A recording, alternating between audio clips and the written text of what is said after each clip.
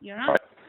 Okay, so this is basically, we're trying to give you the real deal on templates. So when you look at it, about three kinds of developers. Microsoft, when they were designing their Studio, classified them as Mort, Elvis, and Einstein.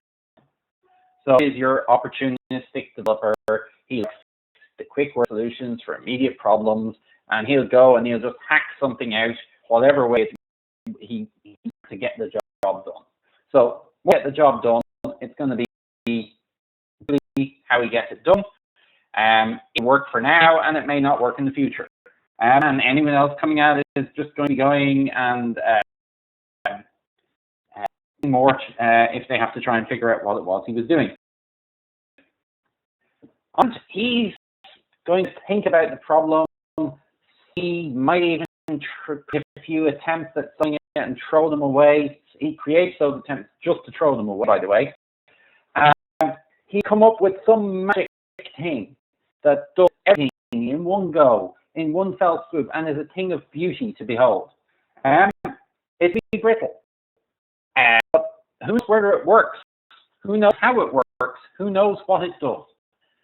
Einstein, if you are dealing with the Einstein developers, you usually have to let them keep control of whatever it is that you've got them to do, because they're the ones who understand what it is they've done. And then Elvis, the pragmatic programmer. He likes the long-lasting solutions that are simple to understand, that should be few and should be somewhere by somebody else can look after it when he's done. To the next hit, so whatever it is. So the hope that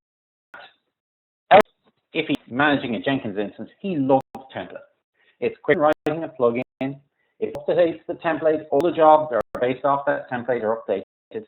And by using templates, he can stop Mort and Einstein from doing all sorts of crazy things. And in the case of this, well, we're trying to understand that you are Elvis. Some you're Mort, sometimes Einstein in different domains and different problem domains. But here in Jenkins, you are Elvis. You want it to be easy to get your job set up all the one way. You want it so that all jobs keep saying this where you can, and that's updating to change configuration as well, all the jobs in one go. So that you want, and that's what it gives you. So to illustrate how templates work is to actually use it.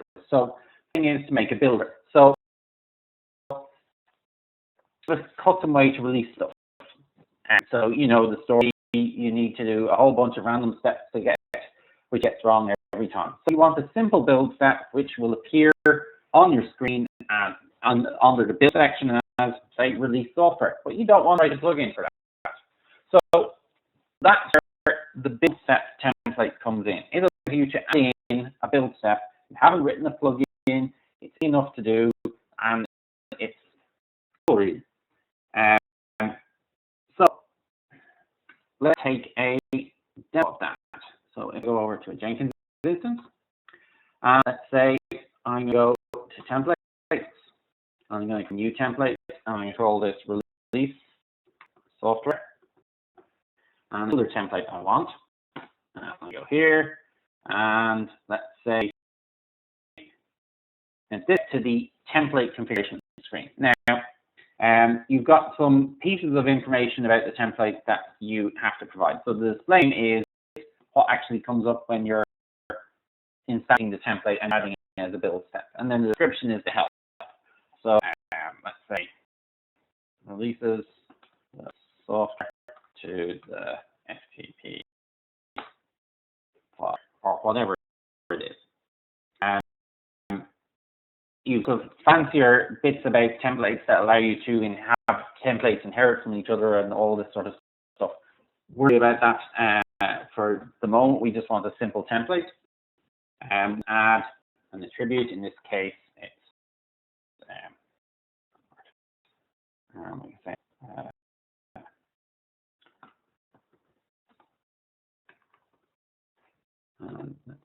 tools. There's a lot of different things there, but we'll just pick a text field and we can add another attribute and we'll say it's FTP server. Yeah, gets you that. And then what you can do is you can define a shell batch script and you can say, let's say it's any string artifact, or I'm going to say FTP string FTP.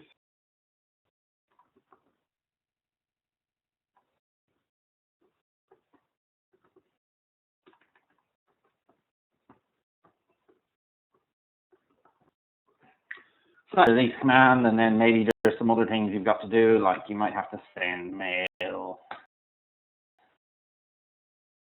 And you put all those commands in. I'm going to shortcut all this and just go with echo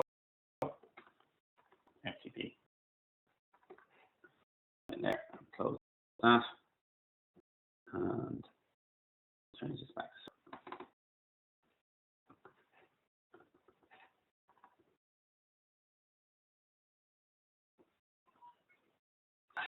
And then we have Jenkins, and I create a new job, and I'm going to restyle build, and we call it group. And we go in here, and further we can add a build step. It's called release software.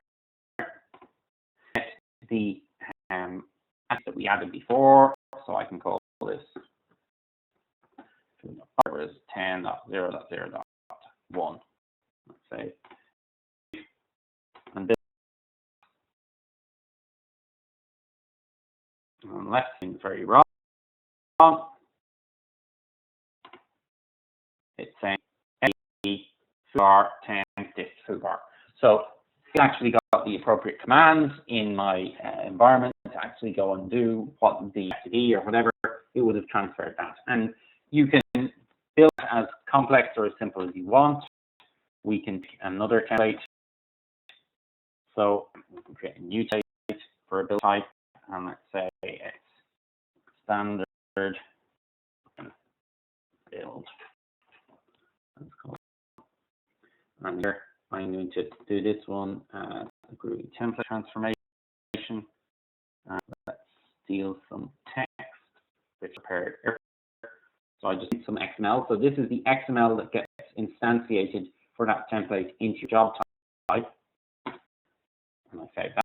I'll create a job.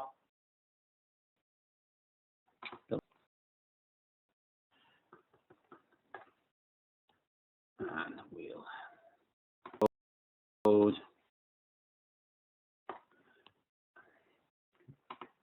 too soon. And then we'll go standard main build. No configure in this case. Save and that now. That's what I've configured in the XML snippet, which is a standard Maven build thing with targets clean verify and using private repository no and using default settings, global settings, and so on. And that is our standard Maven build. So you do a build step, and that's the kind of things you can do with a build step. So you can make things as complex as you like. I could have, in this case, actually strung together several build steps using templates configured various different ways. So I could have created something that was kind of an aggregate of the whole build steps. Template that you can move up to is the make a job template. So different in a few aspects. Say maybe it's the location of the source repository, or it's the location of the deployment servers, or more branches of a repository. And you want to talk in users in the user and come from the complexity. The big problem you have with jobs is that no two jobs are the same, but they're not that different either. Let's go with the depth of jobs. So to create a job template is to start by creating a sample job. So I created this sample job here previously in my preschool tricks. So I've given it a Git repository, I've given all sorts of things, I've put in some build steps, I could put in some build actions and so on. Let's add some in.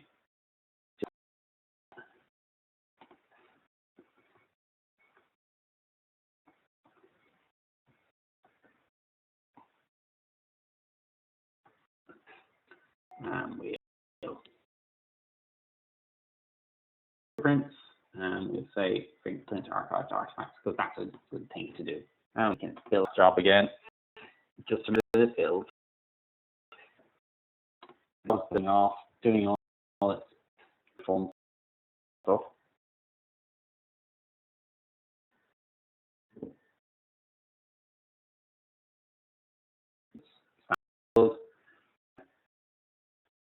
We'll know at the end just right.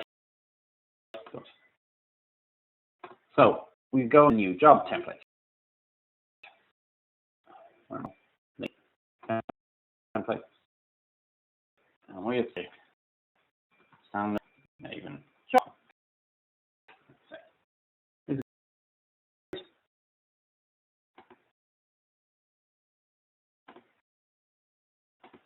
See, did that finish yet?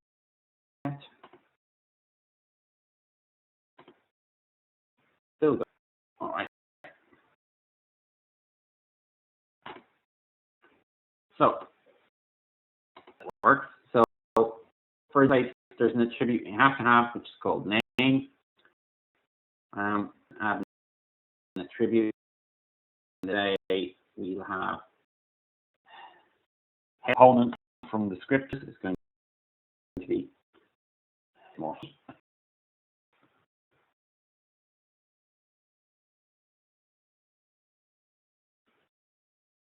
I got this on this particular one. So bear with me a second.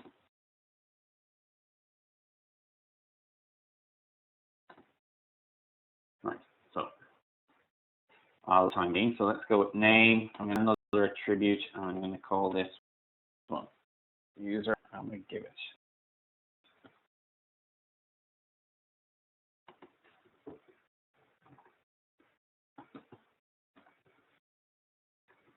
account. And we now have a job, and we're just going to load that in. So that gives us the XML that was used there. One is it's gone and taken the config XML for the sample job, which worked, and it's copied it in, and it's done some of the that are needed to turn it into a bit more of a sample job. I'm going to change this to be string account, and I go with string name, and fine. The rest of that is all okay. And now it's job template. So I click job, and let's go with a standard Maven job. I'm going to call it JSZip plugin, GitHub zip. So all you do this job, fill in name and the GitHub account. That's fine. And we can build a job now.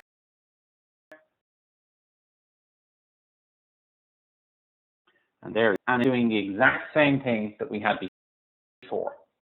It's go and pulling out all the information, and it's checked from based on that. And we could pick a different repository. So, in the interest of GitHub repository that has a standard build, what one do it? That one's nice. EA.uu. Let's go here. Jenkins.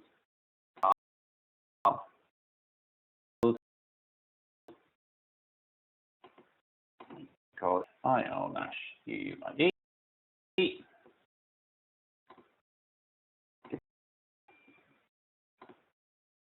And we can build that.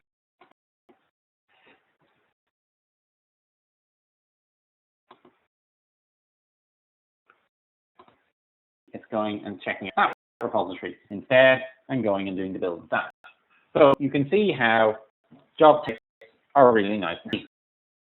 You may have other bits that you want to do, and that's where this heterogeneous descriptor did before comes in.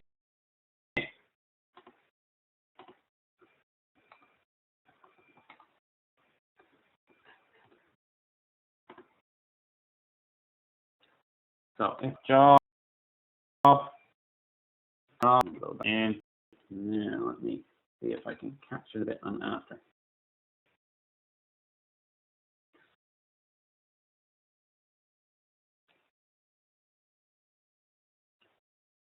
On the screen.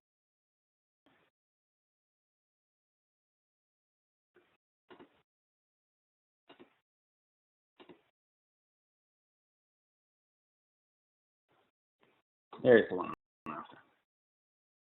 So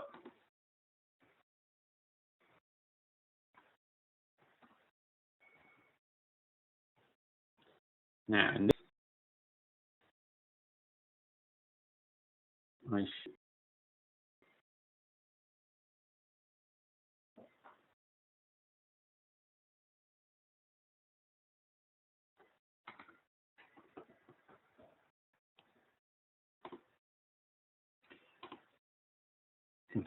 now we can go with the fancy Maven job.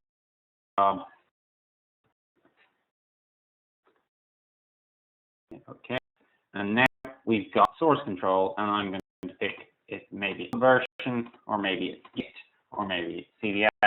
And so we've got all the same standard controls that we had from before, but we're now able to go and configure that little bit that's extra.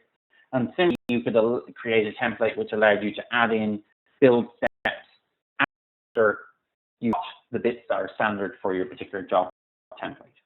There's a lot of power that you can get in templates, but the trick is to start simple. So let's see how complex we can actually push this, because I mean, in some ways, kind of just scratching at the surface, and hopefully I've given you a hint of how you can apply templates in a way that allows you to actually get something you're after. But let's see what we can do if we take it all the way and push it to the limit. So, and then I'm going to use Apple organization. We've called this one Cloud Beers. It's I don't know. We just came up with the name. So their requirements. They're saying all their projects are built with Maven, and although I use Maven in my template examples here, not restricted to Maven. They were every build system. It's more just that it's easier for me to show that it's a real build if I use a build system that's easy to set up, and Maven happens to be that. All clouds are hosted on GitHub. Every project has an owner, and the project will have Jenkins job, a build job, and a test job, and only run the test if the build passes. So we want to use templates to make sure that the developers who've been sampling the product a bit too much don't make a mess. So let's bring the screen back up again. So what I've done is I've created a template. I created a build job template. It's the same as you'd have your other build templates like I created before. I've got a name, and in this case, I define a promotion process, which I'll just use in this case the promoted build. So I do promotion process when the following downstream build passes, test, trigger, even if the build is unstable. You can do that, and I tell it the action is to keep that build free. And then I have a transformer which goes and the bits that I've done that are sneaky, I've gone with $parent instance get Earl, which you see come about a bit later, and this one's $parent instance get Earl. There's a couple of places where I've put these parent instance expression in. Configuration part one is I'm going to have a full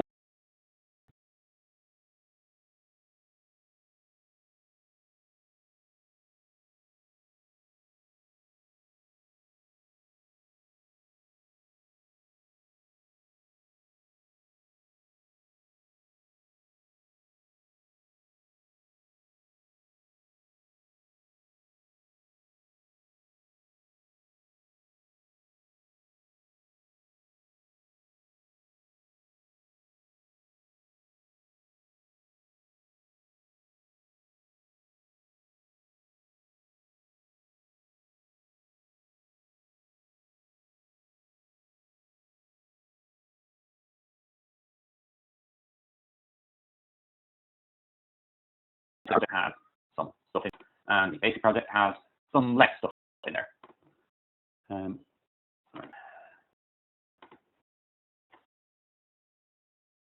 So in this case, we have the display name, the description, which you'll see on the build job type. And we have the name, that's the name of the project. We have the owner, and we've defined some predefined options. The owners can either be Kazuki or myself or Jesse, which is a computer and happens to be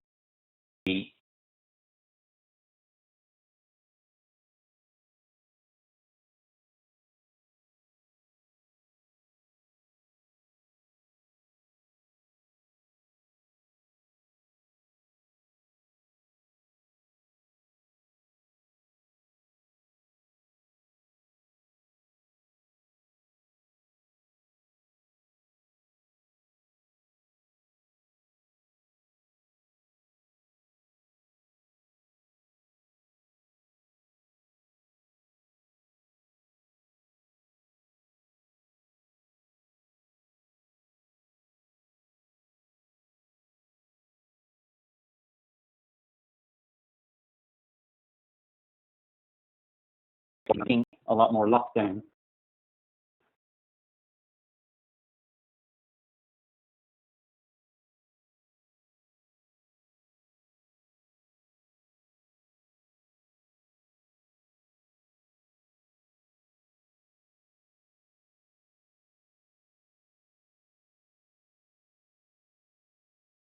In the fancy maven job type where we add in a header unit. So it could be that, for example, have those be build steps and have those part of the build job. And it's just another instantiating them appropriately and giving the class name in there. So that's kind of that.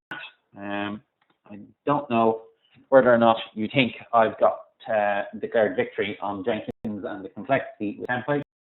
Well, I think I have. I am obliged to tell you a little bit about some of the other Jenkins Enterprise plugins. So we categorize them into three kind of categories. We've got those which are aimed towards people who are dealing with large installation, folders, templates, with availability. We've custom update centers, we've validated merges, and we've plugin usage, which allows you to see what plugins you're actually using, and you then basically stop using plugins you're not using. In terms of security, we've got our role-based access control, our wiki text, and the secure copy plugin. And then for people that are using VMware Slave, we've auto scaling for VMware for installations. We've things like the throttle build execution, the even strategy, skip next build, fast archiving. So those are the plugins that we have for enterprise, and we're always trying to think of new ones and adding them into the mix. At this point, I think we're fit, Alyssa, if you want to stop recording. But thanks for listening. We're going to move over to the Q&A session if there's questions. And